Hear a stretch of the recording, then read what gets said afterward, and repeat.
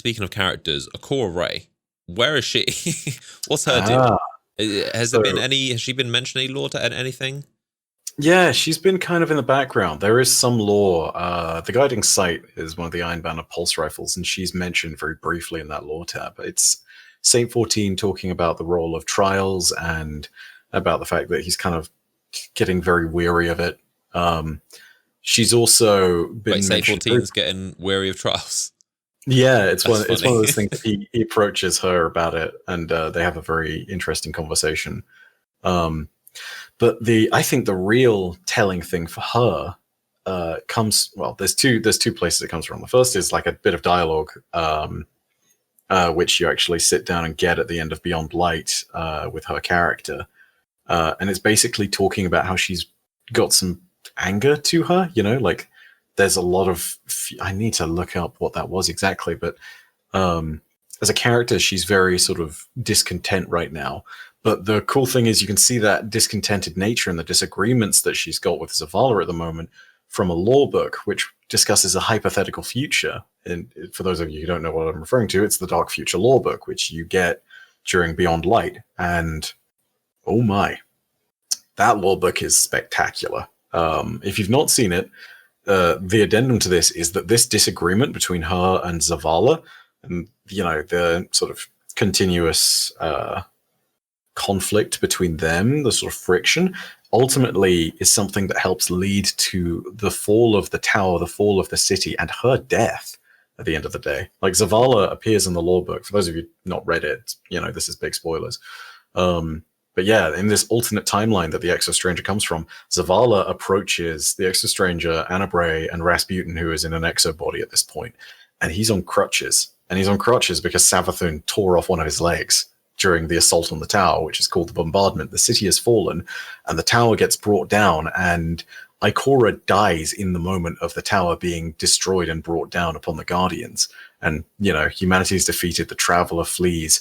And this is why that Ikora question is so relevant, because ultimately we see that in another timeline, these kind of divisions between the Vanguard that have sort of been festering, and these moments where she's starting to fray a little bit from Zavala, it's not ended well at all. And it's just very important that we go ahead and keep tabs on Ikora, because her side of the story and even her side of the Vanguard is very important. She's basically the spy master at this point. She controls the hidden.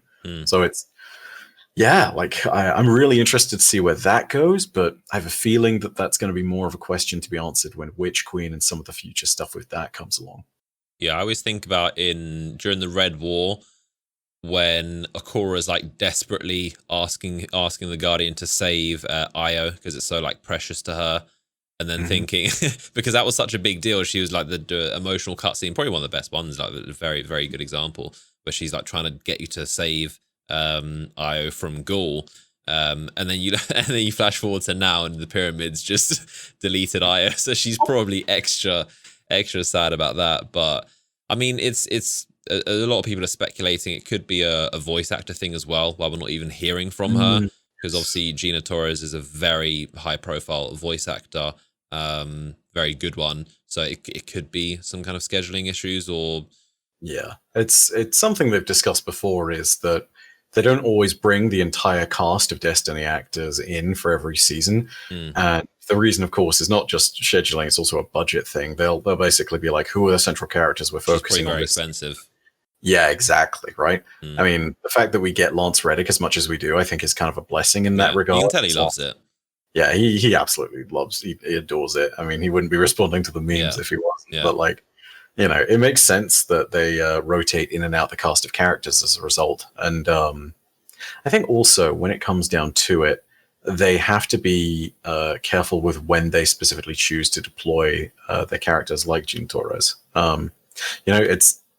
I think it's one of these moments where you want them to be really effective.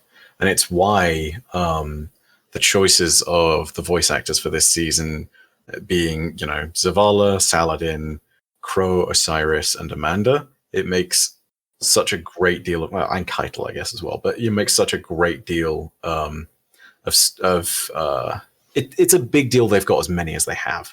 And it tells the bigger effort that's going towards weaving that story together. You know, like in this season alone, there is a lot of stuff going on the voice acting front, and that tells me that they are really putting the effort in with this. But yeah, if you don't see every character every season, don't worry about it. It's it honestly, if you're sitting there and you're thinking as a Destiny fan, like, man, I really hope they haven't just forgotten about this. I think in these instances, it's completely fine to say, like, yeah, they are leaving certain stories to lie for a little bit while they tell other ones. And I think that's fine for the moment. Yeah, Drifter's another example. He's one that's he's seen a lot of screen time before, so I don't think we've heard much, if anything, from him this season. But it's to be expected, I guess. They do them in rotations in periods. Yeah, I think also it's really good considering that him and Eris, with both season arrivals and Beyond Light, had their parts to play. I feel like there's a good place for them all to be, basically. And I mean, you know, there's the other thing to remark on. I hate to bring it up because it's still a bit of a sour topic, but the Rona has affected it.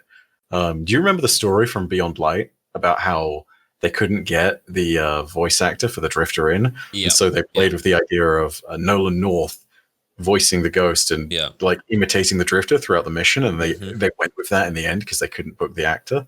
Like, that's another factor that we have to consider, and it is one of those real world limitations that Bungie is just happening to work around. Yeah. And sometimes it's going to work out really well, and other times they've just got to adapt their story to what they can. So I can definitely be forgiving, at least in this period of time, especially considering the studio is still working remotely on all of this. Yeah. That they're just getting their actors to do what they can for the time being, and if they have to do things via text as a bit of storytelling, that's just kind of the way it's got to be for the moment. But yeah, like, thus far, the effort they've thrown at this and the amount of acting they've got done with all of the different things, phenomenal, fantastic, so much.